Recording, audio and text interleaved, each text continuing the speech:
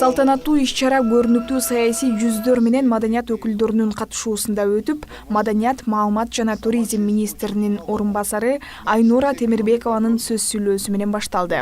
Данное мероприятие еще раз подчеркивает факт. Бул иш-чара тыгыз кызматташуунун, эки тараптуу маданий диалогдун далили.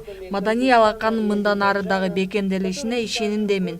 Өз кезегинде биз бул байланышты үзбөй бекемдөөгө даярбыз.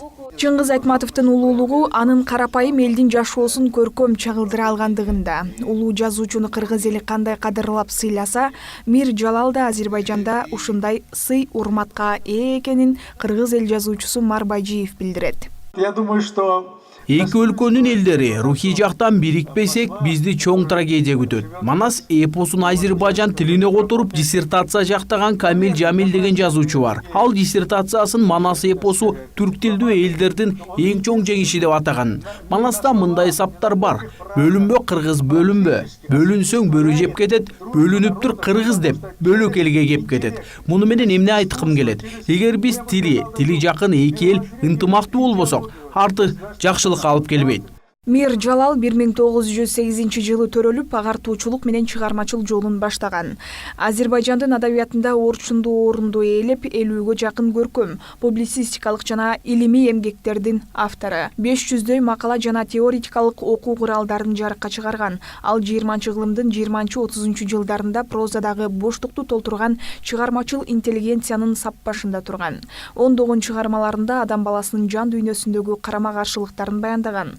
Реалдуулукка туура келсе да, какшык юмор коштолгонун окурмандары эстен чыгарышпайт. Hanımlar ve janaplar, Мен улуу ойчул менен тагдырлаш болуп калганыма чексиз кубанычтамын. Студент кезде көп жолуктум жана ар бир кезигишүү менин эсимде. Көптөгөн кесипкөө адистерден таалим алсам да, Мир Жалалдын жашоосу мени өзүнө тартып турчу. Туура 50 жыл мурда эрилген кайсы чыгармаңызды эң мыкты жетишкендигим деп эсептейсиз деген суроого, ал жашоодон тапкан эң чоң байлыгым, эң керемет эмгегим бул менин үй бүлөм деп жооп берген. Мир Жалалдын уул кыздары бүгүнкү күндө Азербайжандын коомдук маданий мамлекеттик башкаруу жана билим берүү чөйрөсүн өнүктүрүүгө салым кошуп келишет. Мир Жалалдын 100 жылдыгы ЮНЕСКОда жогорку деңгээлде белгиленген. Дүйнө элине таланттуу жазуучуну таанытуу аракеттери кызуу жүрүп жаткан чак. Это те ценности, которые нас с вами связывают. 70 жылдык өмүрүндө 58 китеп басып чыгарган Мир Жалалга чейин деле көптөгөн чыгармачыл инсандар иш алып барышкан. Бирок анын кара сөз түрүндөгү аңгемелери стандарттуу форматтан өзгөчөлөнгөндүгү менен элдин эсинде калды. Карапайым адамдан тарта ошол коомдун элита өкүлдөрүн да таң калтыра алган. Китеп аркылуу эл жашоосун чагылдырып, чектелбестен мугалимдик кесиби аркылуу миңдеген окуучуларына адабият таануунун негизин үйрөттү.